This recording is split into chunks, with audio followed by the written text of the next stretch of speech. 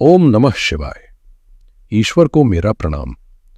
आशा करता हूं कि ईश्वर अपनी कृपा आप सभी पर बनाए रखें।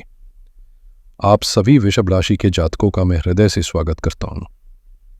सपने हम सब देखते हैं, लेकिन क्या आपने कभी सोचा है कि कुछ लोगों के सपने हकीकत क्यों बन जाते हैं और कुछ के सिर्फ सपने ही रह जाते हैं?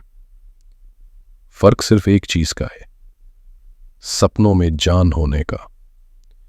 क्योंकि दुनिया का नियम है कि मंजिलें उन्हीं को मिलती हैं जिनके सपनों में जान होती है।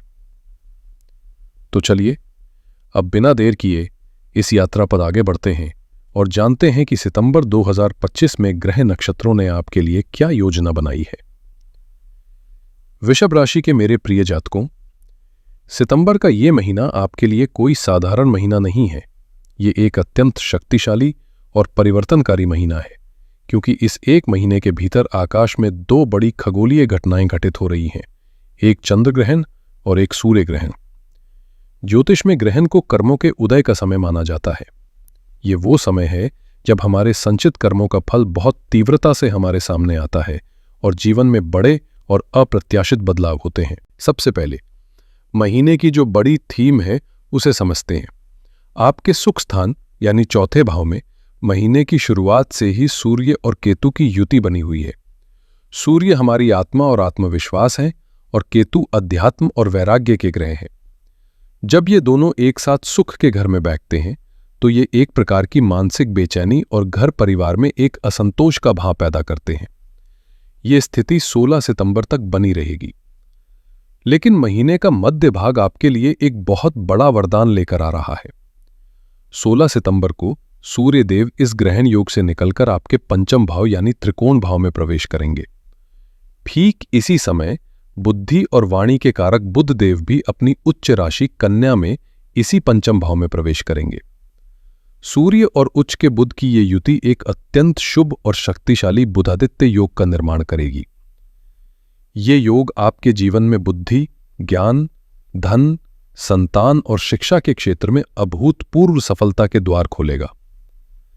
इस पूरे महीने आपके भाग्य और कर्म दोनों के स्वामी कर्मफलदाता शनिदेव आपके एकादश भाव यानी लाभ के स्थान में वक्री होकर विराजमान रहेंगे। दशमेश का लाभ भाव में होना यह सुनिश्चित करता है कि आपके करियर और मेहनत का फल आपको लाभ के रूप में अवश्य मिलेगा। हाँ, वक्री होने के कारण परिणाम मिलने में थोड़ी देरी या कुछ रुकावटों का अनुभव हो सकता है, लेकिन फल मिलेगा अवश्य।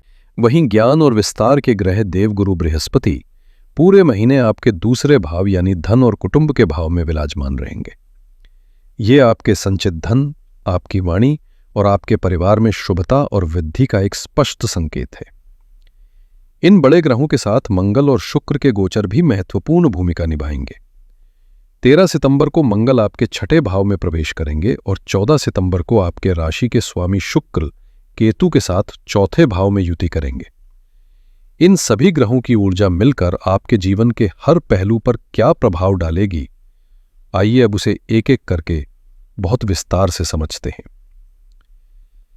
आइए सबसे पहले आपके कर्म क्षेत्र, आपकी प्रोफेशनल लाइफ की बात करते हैं। आपके दशम भाव जो कि कर्म का भाव है, वहां पर पूरे महीने छाया ग्रह राहु विराजमान रहेंगे। राहु महत्वाकांक्षा, जुनून और विदेशी तत्वों के कारक हैं। दशम भाव में राहु का होना आपको अपने करियर में बहुत ऊंची उड़ान भरने के लिए प्रेरित करेगा।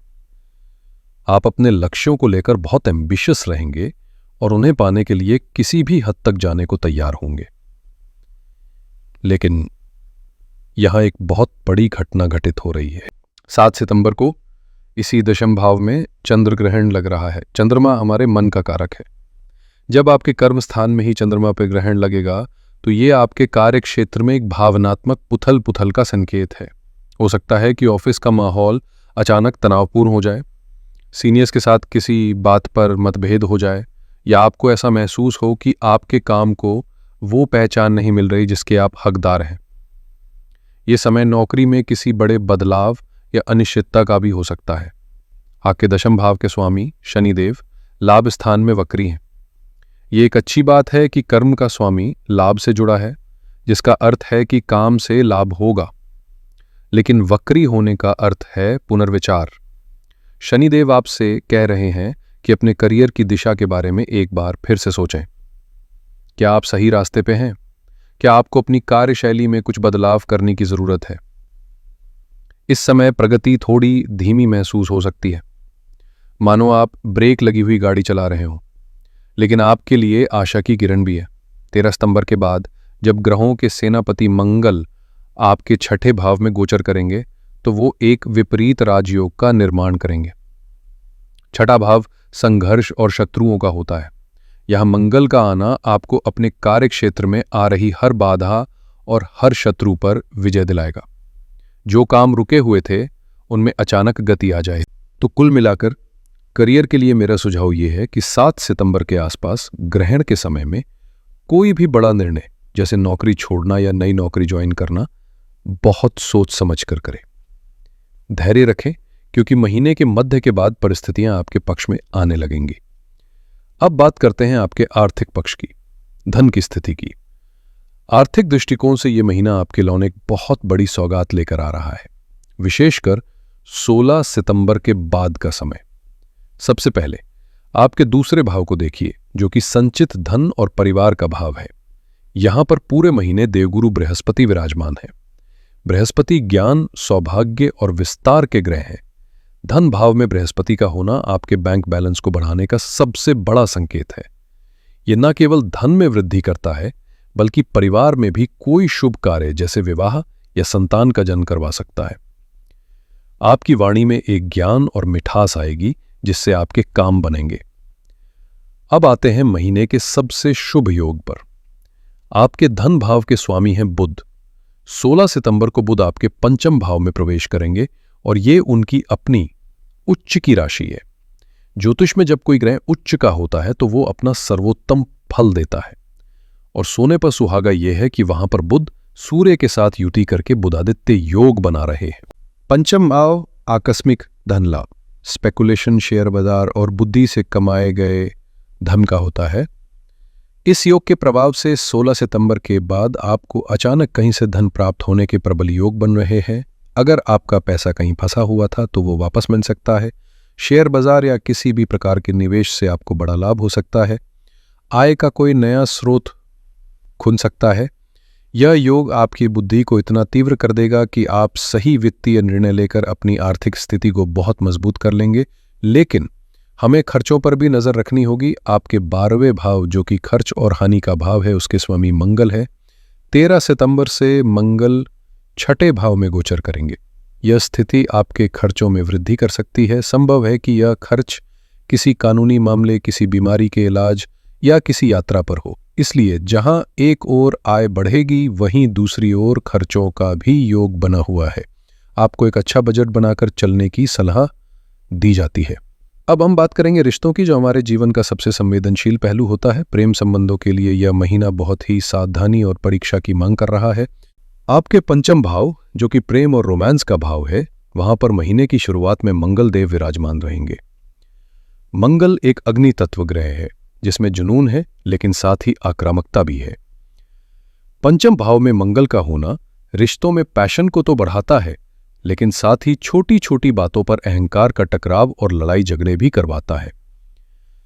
लेकिन सबसे बड़ी चुनौती 21 सितंबर को आएगी, जब आपके इसी पंचम भाव में सूर्य ग्रहण लगेगा। सूर्य हमारे अहंकार और आत्मा के कारक हैं। जब प्रेम के भाव में ही सूर्य पर ग्रहण लगता है तो ये रिश्ते में आत्मविश्वास की भारी कमी लाता है। आपको अपने रिश्ते के भविष्य को लेकर संदेह हो सकता है, इमोशनल डिस्ट्रेस महसूस हो सकता है। यह ग्रहण कुछ लोगों के लिए रिश्तों के टूटने का कारण भी बन सकता है, यदि आपकी जन्म कुंडली में भी योग कमजोर है। ऊपर से आपके राशि स्वामी और प्रेम के प्राकृतिक कारक ग्रह शुक्र 14 सितंबर से केतु के साथ चौथे भाव में युति करेंगे। केतु एक आध्यात्मिक और अलगाववादी ग्रह है। जब प्रेम का ग्रह शुक्र केतु के संपर्क में आता है तो व्यक्ति को भौतिक सुखों और रिश्तों में एक प्रकार की नीरसता या असंतोष महसूस होने लगता है। आपका मन रिश्ते से उचट सकता है या आपको अपने पार्टनर से एक इमोशनल डिटैचमेंट महसूस हो सकता है। अब बात करते हैं वैवाहिक जीवन की। आपके सप्तम भाव, यानी विवाह के घर के स्वामी भी मंगल ही है। 13 सितंबर को मंगल अपने घर से 12वें भाव में यानी आपके छठे भाव में चले जाएंगे। किसी भी घर का स्वामी जब अपने घर से 12वें में जाता है तो ये उस घर के सुखों की हानि करता है। इसका अर्थ है कि 13 सितंबर के बाद आपके वैवाहिक जीवन में तनाव, बहस और दूरियां बढ़ सकती हैं। जीवन साथी के साथ वाद विवाद से बचें और उनकी सेहत का भी ध्यान रखें। यह समय रिश्ते में धैर्य की परीक्षा लेगा। पारिवारिक जीवन और मानसिक शांति के लिए महीने का पहला भाग यानी 16 सितंबर तक का समय थोड़ा ध्यान देने योग्य है। आपका चतुर्थ भाव जो आपकी मां, आपके घर, वाहन और आपकी आंतरिक शांति का प्रतिनिधित्व करता है, वहां पर सूर्य और केतु की युति बनी हुई है। यह युति घर के माहौल में एक बेचैनी घोल सकती है। परिवार के सदस्यों, विशेषकर पिता के साथ संबंधों में कुछ तनाव आ सकता है या आपको घर पर रहकर भी एक अकेलापन महसूस हो सकता है। 14 सितंबर के बाद जब आपके राशि स्वामी शुक्र भी केतु के साथ इसी भाव में आ जाएंगे तो ये स्थिति स्वास्थ्य पर भी असर डाल सकती है। चतुर्भाव हमारे सीने और हृदय का प्रतिनिधित्व करता है। शुक्र केतु की युति आपको अपच, गैस या हृदय से जुड़ी कोई परेशानी दे सकती है। विशेषकर महिलाओं को अपने स्वास्थ्य का, खास तौर पर हार्मोनल हेल्थ का बहुत ध्यान रखना होगा। लेकिन स्वास्थ्य के मोर्चे पर एक अच्छी खबर भी है। 13 सितंबर से जब मंगल आपके छठे भाव में प्रवेश करेंगे जो कि रोग, ऋण और शत्रुओं का भाव है, तो ये आपको एक अद्भुत लड़ने की क्षमता प्रदान करेगा। आपकी इम्यूनिटी स्ट्रांग होगी। यदि आप किसी पुरानी बीमारी से परेशान थे तो इस दौरान आपको उससे मुक्ति मिलने का रास्ता मिल सकता है। आप अपने शत्रुओं और विरोधियों पर हावी रहेंगे। महीने के अंत में 21 सितंबर के सूर्य ग्रहण के प्रभाव से आपको आंखों, पेट या बुखार से संबंधित कोई छोटी मोटी स्वास्थ्य समस्या हो सकती है। मेरी सलाह है कि इस महीने स्वास्थ्य को लेकर बिल्कुल भी लापरवाही न करें। संतुलित आहार लें, व्यायाम करें और कोई भी लक्षण दिखने पर चिकित्सक से परामर्श अवश्य करें। विद्यार्थियों के लिए यह महीना 2 बिल्कुल अलग अलग अनुभव लेकर आ रहा है। महीने का पहला भाग, विशेषकर 16 सितंबर के बाद का समय, आपके लिए किसी वरदान से कम नहीं है। आपका पंचम भाव जो कि शिक्षा और बुद्धि का भाव है, वहां पर 16 सितंबर से बुध और सूर्य का बुधादित्य योग बनेगा। बुध आपकी बुद्धि है और सूर्य आपका आत्मविश्वास, और बुध यहां अपनी सबसे शक्तिशाली यानी उच्च की अवस्था में होंगे। ये एक ऐसी स्वर्णिम अवधि है जब आपकी एकाग्रता, आपकी स्मरण शक्ति और आपकी समझने की क्षमता अपने चरम पर होगी। यदि आप किसी प्रतियोगी परीक्षा की तैयारी कर रहे हैं या आपका कोई महत्वपूर्ण एग्जाम है तो इस समय का भरपूर लाभ उठाएं। आपको निश्चित रूप से उत्कृष्ट सफलता मिलेगी। लेकिन आपको महीने के आखिरी 10 दिनों में बहुत सतर्क रहना होगा। 21 सितंबर को आपके इसी पंचम भाव में सूर्य ग्रहण लगने जा रहा है। यह ग्रहण सीधा आपकी बुद्धि और आत्मविश्वास पर असर डालेगा। अचानक आपका मन पढ़ाई से भटक सकता है, कंसंट्रेशन में कमी आ सकती है और एक प्रकार का सेल्फ डाउट आपको घेर सकता है। चौथे भाव में शुक्र केतु की युति भी आपको घर के मामलों में उलझाकर आपका ध्यान भटका सकती है।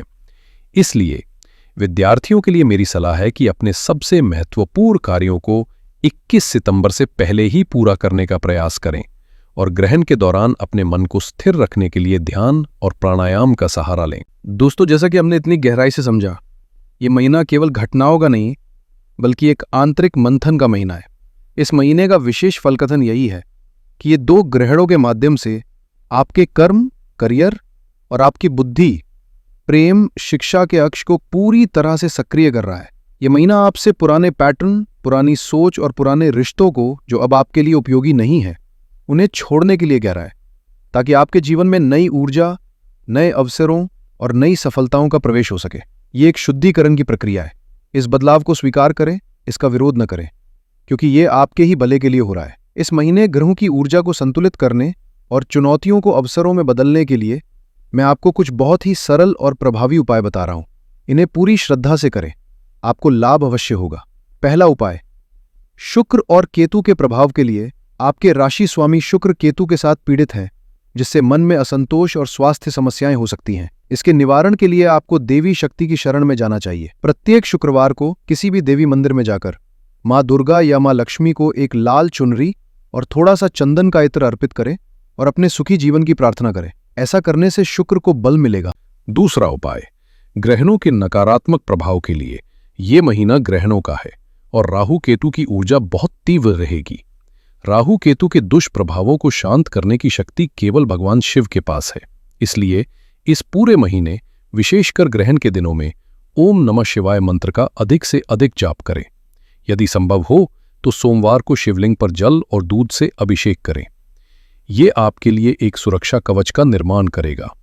तीसरा उपाय, मंगल के अशुभ प्रभाव को शांत करने के लिए।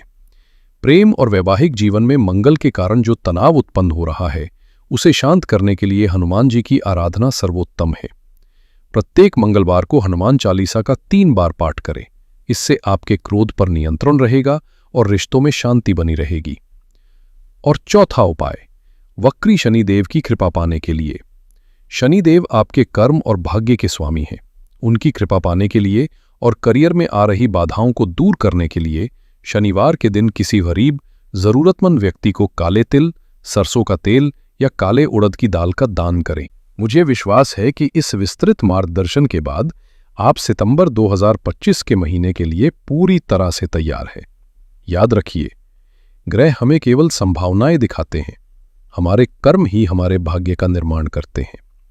धैर्य, विवेक और इन सरल उपायों के साथ आप हर चुनौती को पार कर सकते हैं। आशा करता हूं कि ये महीना आपके जीवन में सुख, समृद्धि और शांति लेकर आए। अगर ये वीडियो आपको ज्ञानवर्धक और उपयोगी लगी हो तो कृपया इसे लाइक करें, अपने वृषभ राशि के मित्रों और परिवारजनों के साथ शेयर करें और यदि आप इस चैनल पर नए हैं तो इसे सब्सक्राइब करना ना भूलें ताकि आप भविष्य में भी ऐसा मार्गदर्शन प्राप्त करते रहें। आप सभी का जीवन मंगलमय हो। ओम नमः शिवाय।